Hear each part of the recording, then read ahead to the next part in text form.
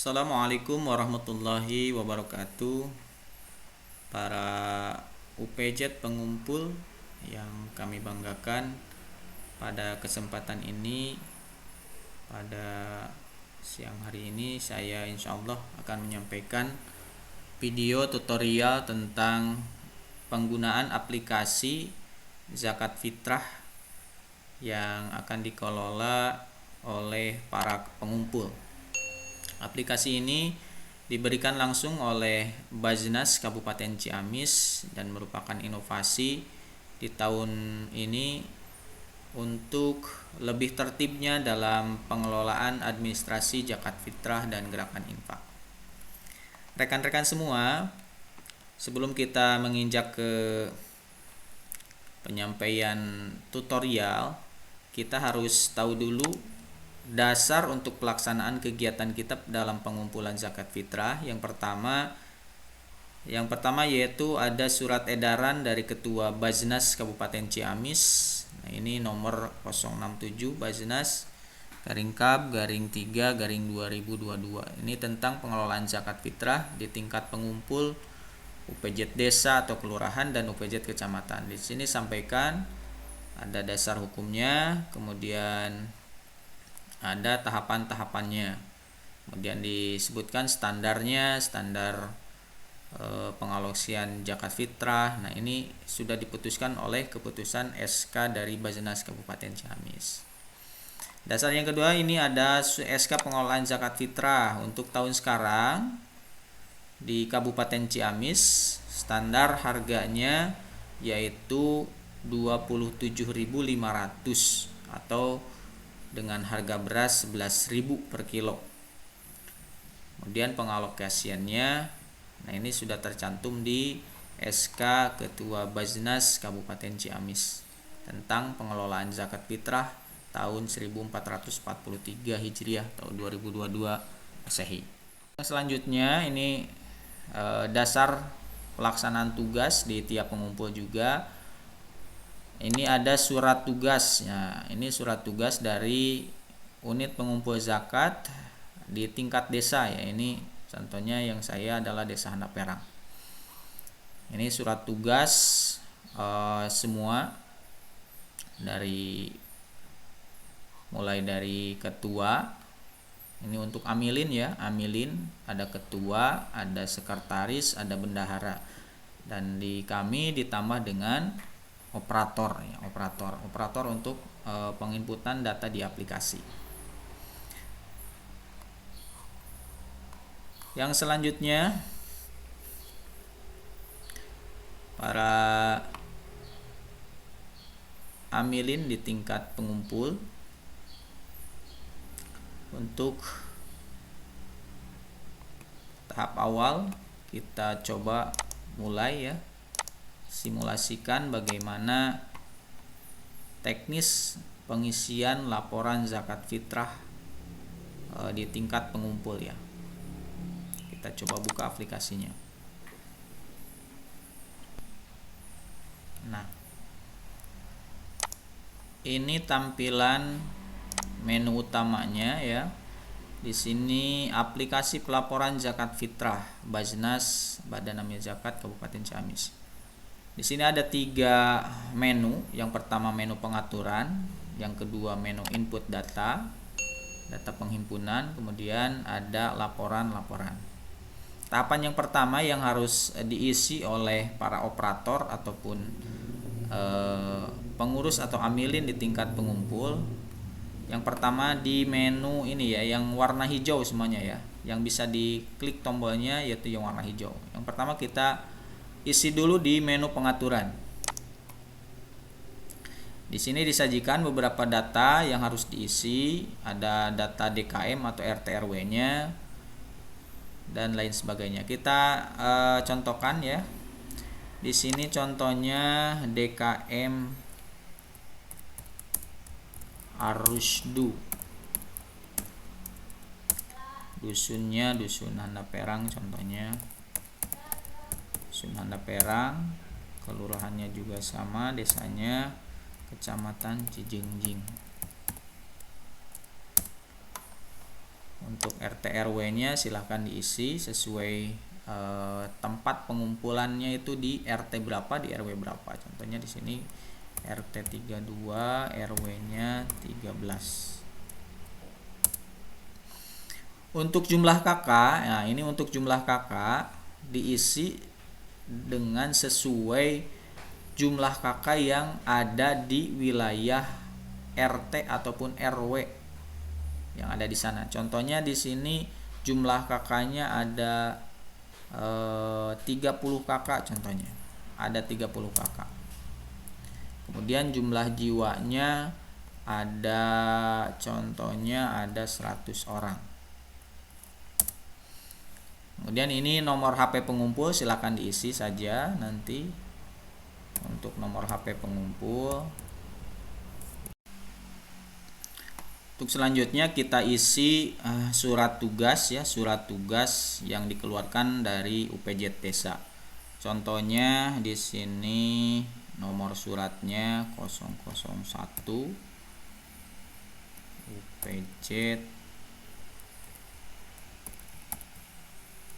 R, contohnya S T 2022 contohnya ya lah. Contoh tanggal untuk tahunnya berarti tahun sekarang, tahun Ramadannya 1443 Hijriah. Kalau yang ini untuk Masehinya. Untuk tanggal penetapan ini maksudnya untuk tanggal penetapan kita menyerahkan laporan ya. Menyerahkan laporan. Contohnya kita menyerahkan laporan pada tanggal di sini tanggal 29. Kita membuat laporan ke UPJ Desa itu tanggal 29. Kita buat 29 bulan April tahun 2022. Nah, untuk selanjutnya di sini nilai zakat fitrah dalam bentuk uang, ini yang dalam bentuk uang yang sudah ditetapkan yaitu 27.500 sesuai SK Bajnas Kabupaten Ciamis. Kemudian ini ada harga jual beras. Nah, ini harga jual beras diisi apabila ada penjualan di tingkat pengumpul. Kalau tidak ada penjualan beras di tingkat pengumpul, tidak usah diisi nominal uang penjualannya berapa. Nominal harga penjualannya tidak usah diisi saja. Kalau tidak ada penjualan beras di tingkat pengumpul. Kecuali kalau ada penjualan beras di tingkat pengumpul, nanti bisa diisi di sini.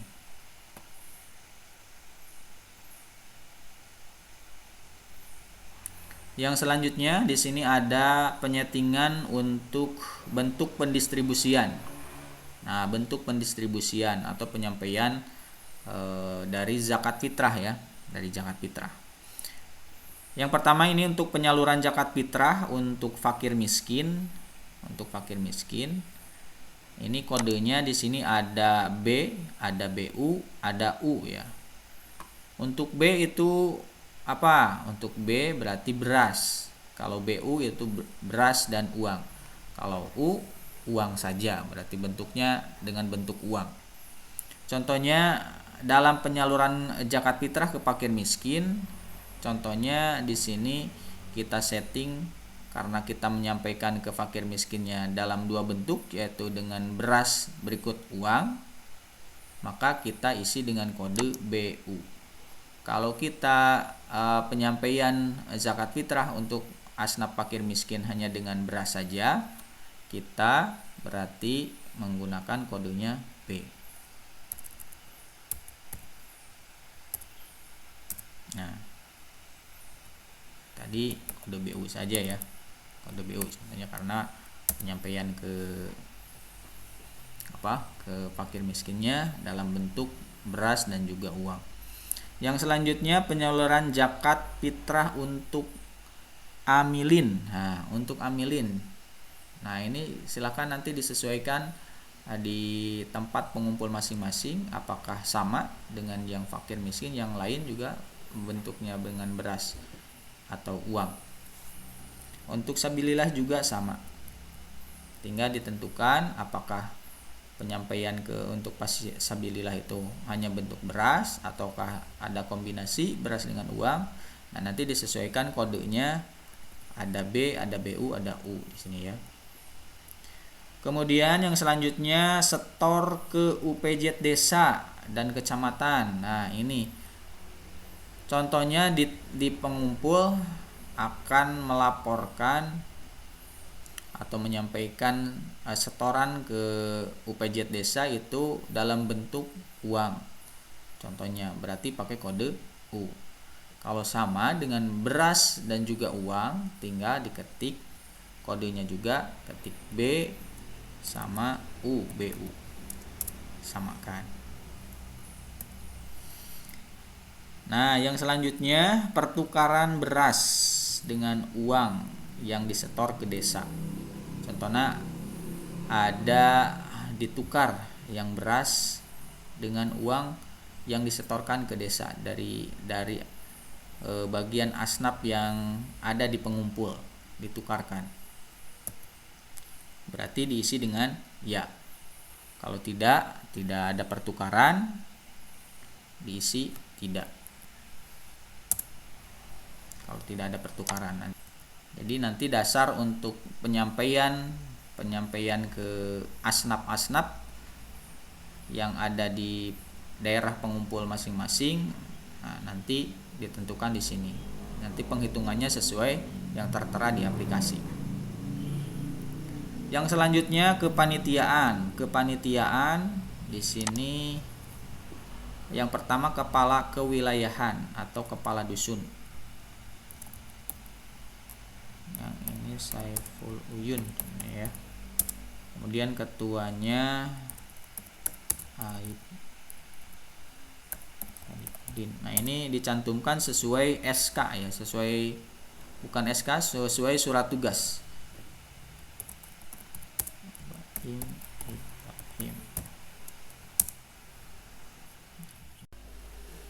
Baik, untuk selanjutnya, tahapan selanjutnya yaitu input data penghimpunan. Kita klik menu input data penghimpunan di sini ya. Nah, di sini kita input data nama Muzaki ya. Kemudian di kepala keluarganya ya, nama kepala keluarga atau Muzaki. Di sini jumlah jiwanya berapa orang. Contohnya di sini Saiful Uyun ya. Kemudian kakak yang kedua Hairudin, 3 Dadan contohnya. Kemudian yang keempat Edi, Saiful Uyun contohnya ini jumlah jiwanya 4. Hairudin ini 1. Kemudian Dadan ini juga 4. Kalau yang ini 5. Kemudian bagaimana kalau ada yang dari luar kota ya, dari luar kota tapi membayar zakat di kita. Nah, nanti setelah data semua warga atau kakak yang ada di RT di sini sudah dimasukkan semua di daftar penerimaan zakat fitrah. Nah, nanti ini di semua masukkan dulu ya, data warganya dulu dimasukkan semua. Nanti untuk data keluarga yang dari luar kota kita masukkan di urutan paling bawah. Contohnya ini sudah dianggap sudah semua ya, contohnya. Ada dari keluarga dari luar kota, contohnya Ahmad.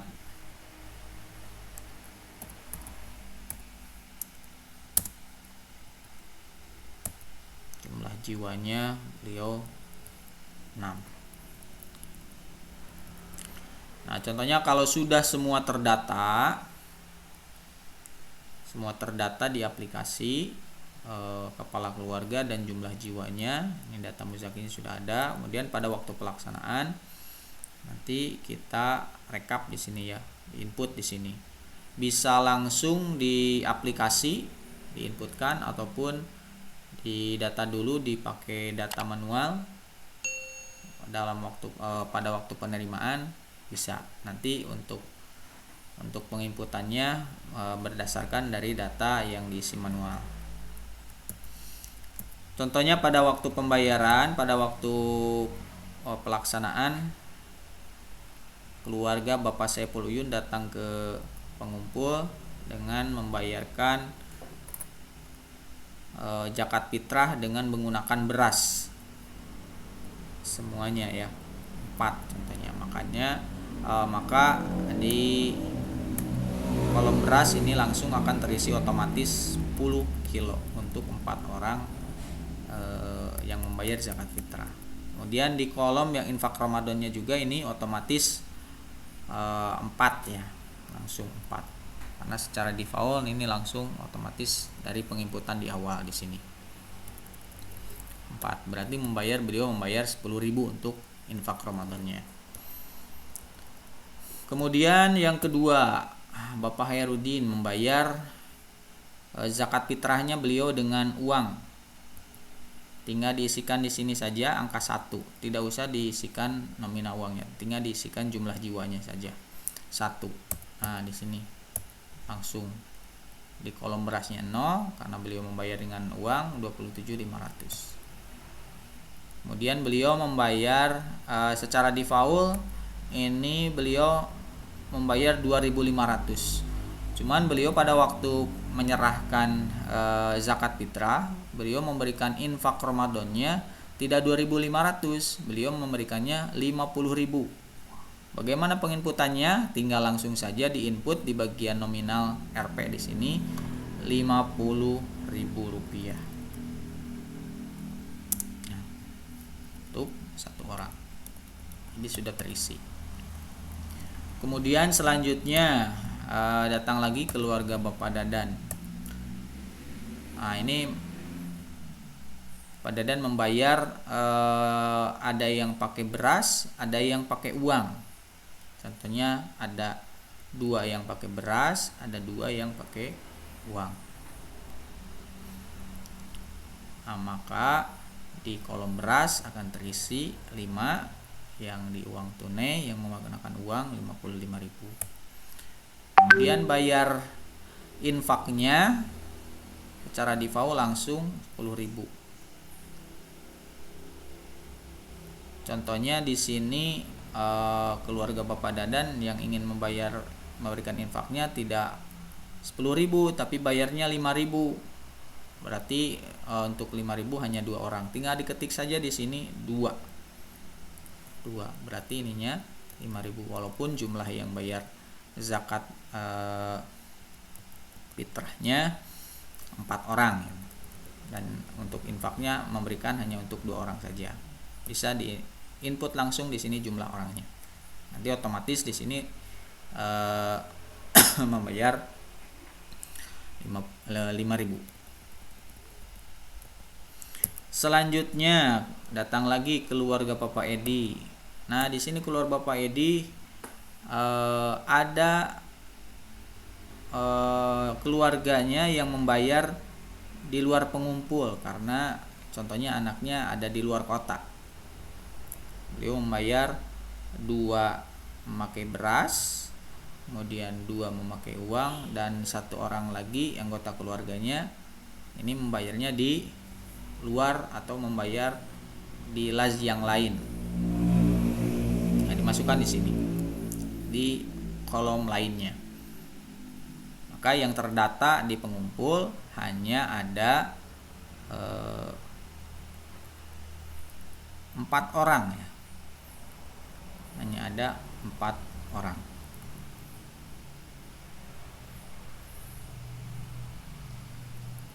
Jadi 2 dengan menggunakan beras ini 5 kilo dan uang 55.000. Jadi hanya 4 orang. Tapi beliau membayar zakatnya contohnya membayar zakatnya ingin full dengan anaknya yang ada di luar, jadi ingin membayar 5, tinggal dituliskan saja di sini 5. Maka beliau membayar infaknya 12.500.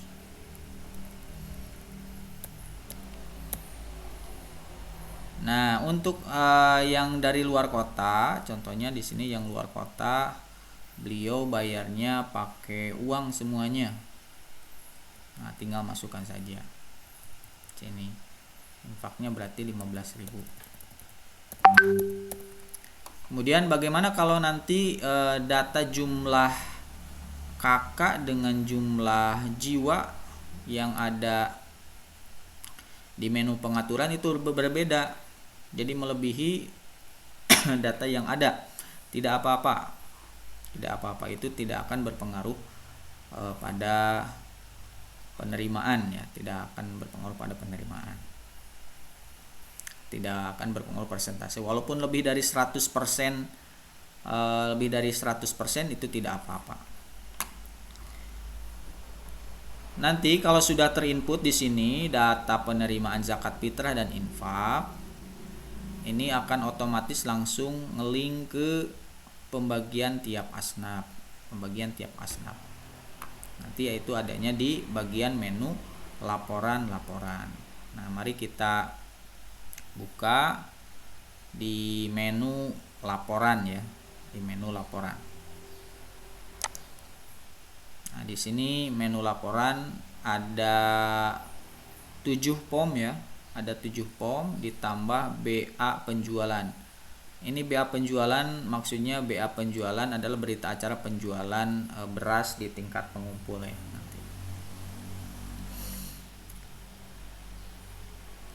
Nah, kita lihat yang pertama ini model P1.1, yaitu ini surat ya, penyampaian surat laporan penghimpunan dan penyaluran zakat fitrah kepada ketua UPJ desa. Nah, nanti yang harus dilampirkan berkas-berkasnya ini ya, yang ada di sini. Mungkin untuk di Desa Hanaperang nanti akan ditambah soft file aplikasi ini yang harus disampaikan, kemudian daftar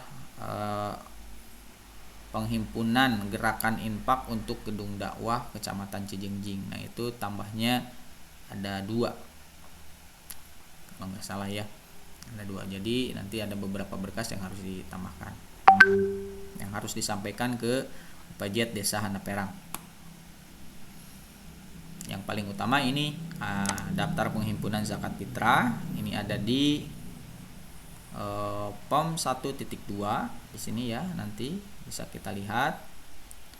Kemudian daftar penyaluran zakat fitrah untuk asnaf fakir miskin itu ada di POM P1.3. Kemudian penyaluran zakat fitrah untuk asnaf sabilillah Ibnu Sabil itu ada di POM 1.4. Kemudian ada lagi daftar penyaluran zakat fitrah untuk amilin itu ada di POM P1.5. Kemudian ada tabel pembagian zakat fitrah dan daftar rekapitulasi, ini ada di POM 6 sama POM 7 ya di sini. Nah, ini semua berkas apabila akan disampaikan laporan ke desa, jangan lupa ini harus sudah ditandatangan oleh amilin yang ada di tingkat pengumpul dan juga diketahui oleh kepala kewilayahan. Untuk penyerahan yang fakir miskin sabilillah amilin ini juga harus sudah ditandatangan oleh penerima manfaatnya, penerima asnaf dari masing-masing asnaf ya, sudah ditandatangan. Mari kita lihat di POM 1.2. Di sini adalah daftar penerimaan zakat fitrah dan infak. Nah, ini merupakan link otomatis dari yang tadi, yang dari menu input data penghimpunan di sini langsung otomatis masuk ke format P1.2. Untuk selanjutnya ada format P1.3. Untuk P1.3 ini untuk berita acara penyaluran zakat fitrah untuk asnaf fakir miskin. Nah, di sini terlebih dahulu kita menginputkan data orang fakir, orang miskin, dan juga ada orang fakir, ada orang miskin. Apa bedanya untuk yang fakir dan miskin? Kalau untuk fakir itu keluarganya tidak memiliki pekerjaan, tidak memiliki tempat tinggal, pokoknya itu di bawah garis kemiskinan sekali, itu paling bawah. Kalau untuk kategori miskin, di sini tingkatannya sudah agak naik. Makanya nanti untuk amilin mohon untuk memilah ataupun mengisi datanya disesuaikan dengan kondisi di keluarganya. Untuk fakir miskin nanti, untuk fakir nanti bagiannya akan 2 kali lipat dari yang miskin. Makanya nanti harus ditentukan kodenya. Di sini ada kode F dan juga ada kode M. Contohnya kita isikan Bapak siapa ya? Ucin contohnya ya, contoh Pak Ucin. Yang kedua Bapak Ajo, contoh saja ya, Pak Ajo. Ini Pak Ucin termasuk golongannya orang fakir, tidak memiliki pekerjaan, tidak memiliki rumah, dan sudah tua renta ya, ataupun bisa dikategorikan yang sudah jompo sekali. Ini fakir, usianya 80 tahun contohnya. Nah, tanggungannya ada 3 orang, pekerjaan bisa tidak diisi di sini kalau tidak bekerja. Selanjutnya untuk yang Bapak Ajo ini termasuk kategorinya miskin contohnya ya. Maka diberikan kode M di sini. Nah, M. Usianya 60 tahun contohnya. Beliau mendapat tanggungan keluarganya ada 4 orang. Beliau seorang buruh. Nah, diisi buruh. Nah, ini maka nanti pembagiannya otomatis untuk beras untuk bagian Bapak Ucin ini 7,5 kg, untuk uangnya 113.000. Jadi nanti tiap keluarga itu akan berbeda-beda sesuai kondisi jumlah tanggungannya, kategori fakir atau miskinnya. Nah, ini ditentukan di sini. Nah, nanti pada waktu penyerahan jangan lupa ditanda tangan oleh penerima manfaat tersebut. Itu untuk asnaf fakir miskin ya. Yang selanjutnya sama juga untuk asnaf sabilillah, ini di form 1.4. Kita data dulu ya. Data dulu, contohnya di sini Akbar. Nah, di data. Kenapa ini muncul ada data beras dan juga di data uang? Ini tergantung pengaturan di menu pengaturan di awal di sini. Nah, di sini waktu setting bentuk pendistribusian ada di sini. Kalau pakai uang berarti U saja.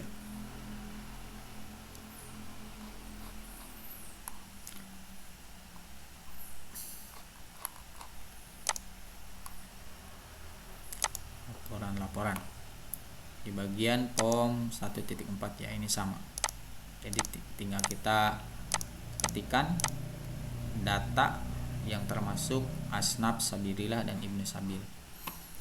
Kemudian untuk P.1.5 ini berita acara penyaluran zakat fitrah untuk hak amilin. Nah, untuk amilin ini sudah ditentukan bahwasanya kalau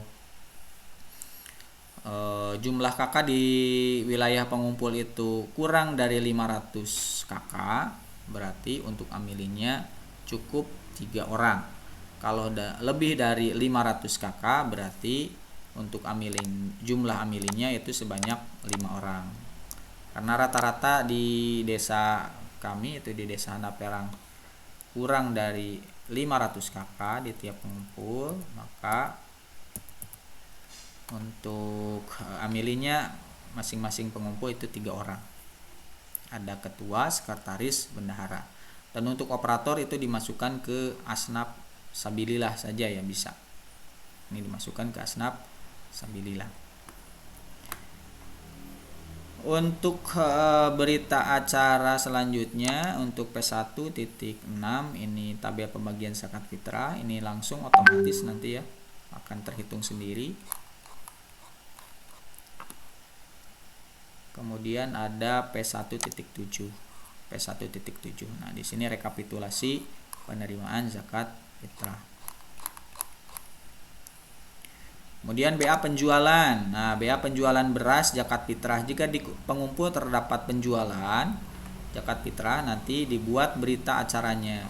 Kalau ada penjualan berarti di pengaturan menu pengaturannya harus diatur lagi.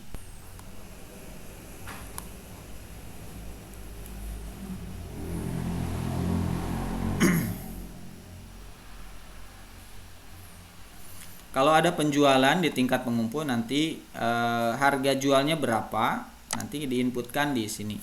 Nah, 8.000 contohnya penjualan berasnya 8.000 per kilo, maka diisi di sini 8.000 ataupun 10.000 sah. Ini untuk penjualan di tingkat pengumpul ya, di tingkat pengumpul.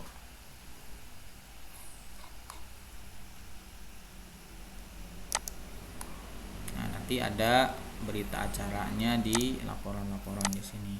Nanti langsung masuk untuk harganya di sini. Berapa kilo.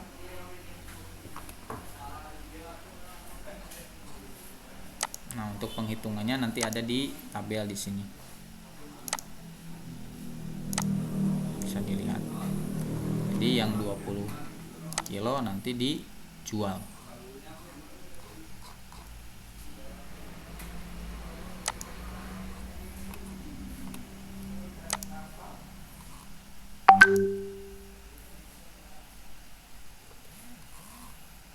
Kalau tidak ada penjualan, tinggal diisi, tinggal dikosongkan saja, tidak diisi ya, tidak diisi.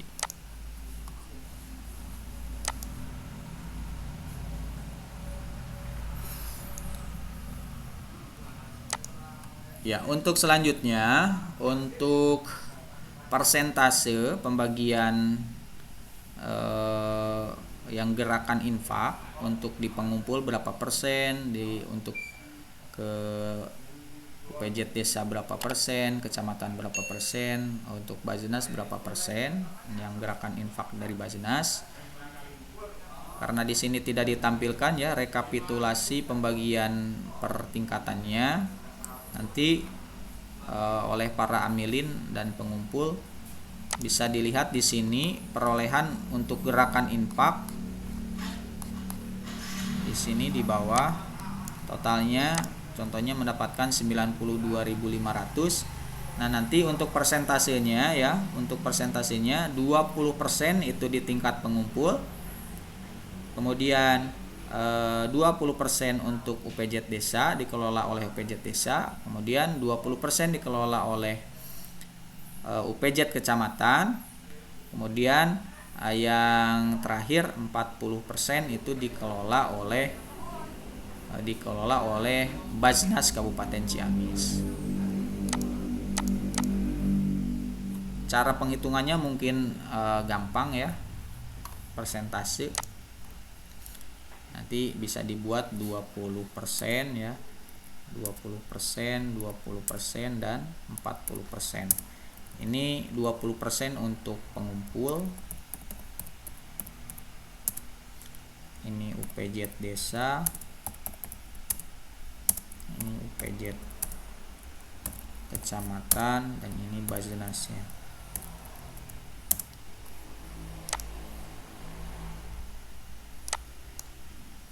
Contohnya yang diperoleh kita 92.500.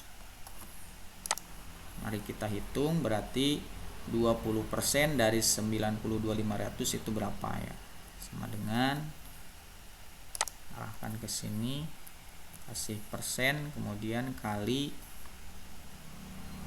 sini kan Nah, 18.500. Sama ini juga. Nah, atau bisa menggunakan kalkulator juga bisa.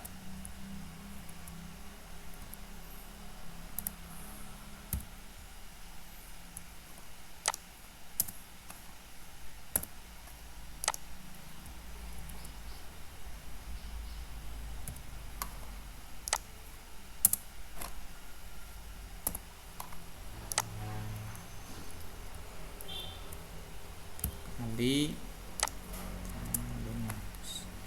kita jumlahkan totalnya 92.500. Jadi untuk pembagian di tingkat pengumpul, bagian tingkat pengumpul 18.500, untuk OPJ desa 18.500, untuk kecamatan 18.500, dan untuk Basnas 37.000. Nah, seperti itu. Ditotalkan menjadi 92.500. Nah, itu untuk persentase bagian dari gerakan infak yang program Basnas ya. Kalau untuk program infak untuk pembangunan gedung dakwah Kecamatan Cijengjing, nah itu oleh Bapak Amilin dan operator itu didata terpisah ya, karena tidak dimasukkan ke dalam aplikasi yang tadi, yaitu datanya terpisah.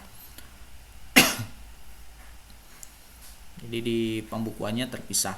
Kami sudah mengirimkan belangko untuk penginputan ataupun data pengumpulan gerakan infak untuk gedung dakwah Kecamatan Cijengjing yang besarannya per jiwa itu Rp1.000. Nah, nanti juga itu disampaikan ke UPJ desa.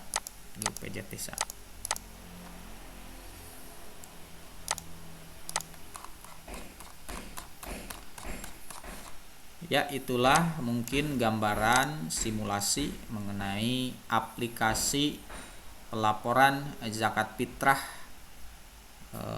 pada tahun 1443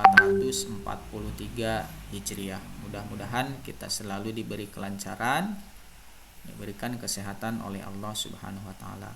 Terima kasih, sekian kami sampaikan, mudah-mudahan video ini dapat bermanfaat.